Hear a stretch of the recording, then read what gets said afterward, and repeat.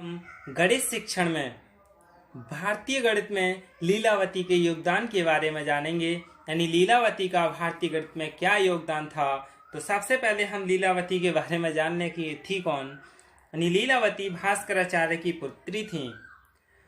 लीलावती का वैसे यदि शाब्दिक अर्थ ढूंढा जाए तो सौंदर्य से है, यानी ब्यूटीफुल। फैजी ने अपने ग्रंथ में लिखा है कि लीलावती के बारे में ज्योतिषियों ने भविष्यवाणी की थी। क्या भविष्यवाणी की थी? कि लीलावती का विवाह नहीं करना चाहिए, लेकिन भास्कराचार्य ने उसके विवाह का एक शुभ मुहूर्त खोज निकाला। उन्होंने समय सूचना के लिए नाड़ी का यंत्र स्थिर कर दिया। यह तांबे का एक बर्तन होता है और इसके पैंदे में एक छोटा सा छेद होता है। इस छेद में से पानी जमा होता रहता है, जिससे समय की सूचना मिलती है। वास्तव में यह एक प्रकार की जल घड़ी थी, जिसका प्राचीन काल में गणना कार्य के लिए प्रयोग किया जाता था। लीलावती ने जब कौतूहलवश नाड़िका यंत्र में झांका तो उसका एक मोती बर्तन में गिर गया। मोती छेद के मुंह में पड़ जाने से पानी आना रुक गया और इस प्रकार विवाह का शुभ मुहूर्त निकल गया। यानी जो होना होता है वही होता है। उन्होंने समय के लिए बदलना चाहा, उन्होंने नाड़ी का यंत्र स्थिर किया था, लेकिन फिर भी जो उनके साथ होना था वही हुआ। यानी इससे भास्कराचार्य तथा लीलावती दोनों को अत्यंत दुख हुआ। यानी लीलावती भी इस बात से दुखित हुई क्योंकि उनका विवाह अब नहीं होगा। भास्कराचार्य भी बहुत दुखी हुए और उन्होंने दुखी होकर अपनी पुत्री के लिए सांत्वना देते हुए कहा कि मैं तुम्हारे नाम एक ऐसा ग्रंथ लिखूंगा जो अमर कृति बन जाएगा। यानी जो अमर कृति बन जाएगा, जो भविष्य में हमेशा चलता रहेगा।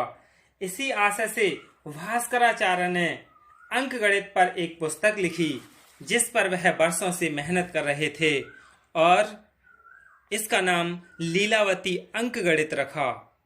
यानी जिस पर इन्होंने बहुत वर्षों से काम किया था, उस ग्रंथ का नाम लीलावती अंक गणित रख दिया।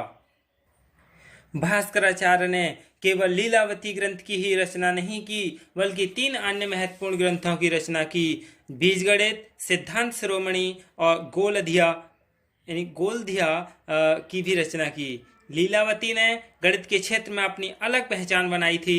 इन ग्रंथों के अतिरिक्त भी कुछ अन्य ग्रंथ की भी रचना की, जैसे करण कौतूहल, समय सिद्धांत शिरोमणि, गोला अध्याय, रसगुण तथा सूर्य सिद्धांत, ये सभी उन्होंने उल्लेखित किए हैं। और लीलावती की अनेक पाश्चात्य विद्वानों ने प्रशंसा की है। कहा जाता है कि अकबर ने फैजी से इसका फारसी में अनुवाद कराया था। यानी 1558 ईस्वी में अकबर ने फैजी से फारसी में अनुवाद कराया था। कुछ विद्वान फैजी की कथा में विश्वास नहीं करते। उन्होंने यह मत व्यक्त किया है कि लीलावती भास्कराचार्य की पत्नी थी, क्योंकि उसमें उन्होंने सखे का संबोधन किया है। लेकिन विद्वान इस बात को नहीं मानते हैं, वो लीलावती के लिए भास्कराचार्य की पुत्री ही मानते हैं। इतना अवश्य स्वीकार किया जाएगा कि वास्तव में यह एक अत्यंत रोचक और महत्वपूर्ण ग्रंथ है। इसके अनेक उदाहरण बुद्धि को झकझोर देते हैं और आसानी से समझ में नहीं आते हैं। यही कारण है कि एक विद्वान ने यहाँ तक लिख दिया कि भास्कराचार्य के लिखे हुए को तो या तो स्वयं भास्कर ही समझ सकते हैं, या सरस्वती, या फिर ब्रह्मा ही। हमारे जैसे लोगों के बस की बात नहीं है। संख्या पद्धति के जो आधारभूत तथा सृजनात्मक प्रतिपादन किया गया है, वह आधुनिक अंकगणित तथा बीजगणित की रीढ़ है। लीलावती के काव्यपूर्ण सरस प्रश्न आज भी कला तथा बीजगणित के अनूठे उदाहरण हैं। भास्कराचार्य द्वारा बीजगणित की अनिर्णित समीकरणों के समाधान के लिए चक्रविधि की प्रसिद्ध विद्वान हेरकल ने भूरी भूरी प्रशंसा की है। इसी नियम का 1657 में फरगट ने प्रयोग किया और लीलावती का आदि अंग्रेज अनुवाद भी किया। लीलावती का अंग्रेजी अनुवाद सन 1816 में टेलर ने किया था। फारसी में उसका अनुवाद फैजी ने सन 1558 में किया था। लीलावती में पूर्णांक, अभिन्न, त्रैराशिक ब्याज, व्यापार गणित, मिश्र श्रेणियां, क्रमचय और थोड़ा सा बीज गणित भी है। इसमें एक लीलावती के 5वें श्लोक में लिखा है, गुण्य व अध्यो अध्यो गुण खंड तुले ते खंड के संगुणितो युतो वा, यानी गुणांक को खंड करके, यानी टुकड़ों टुकड़ों में करके खंडों के गुंड को गुणा कर अंकों को यथा स्थान एक दूसरे के नीचे लिखकर योग करें।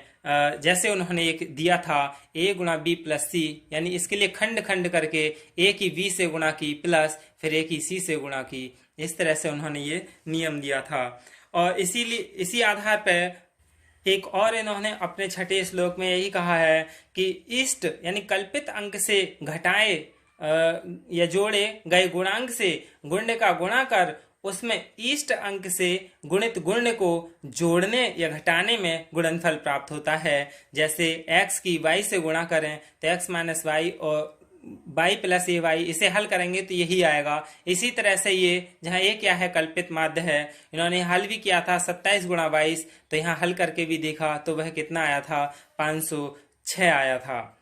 यानी यह एक सरल दिखने वाली विधि के प्रयोग में अनेक प्रक्रियाएं सरल हो जाती हैं। वैदिक सूत्रों में इसका एक उपयोग विनकुलम के रूप में भी होता है।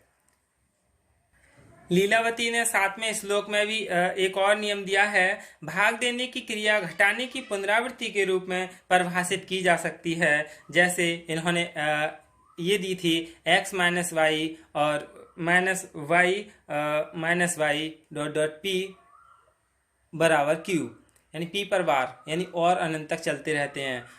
अथवा इन्होंने एक दिया था x बराबर p गुणा वाई प्लस q, तो x बटे वाई का भाग p तथा क्षेत्रफल बराबर q।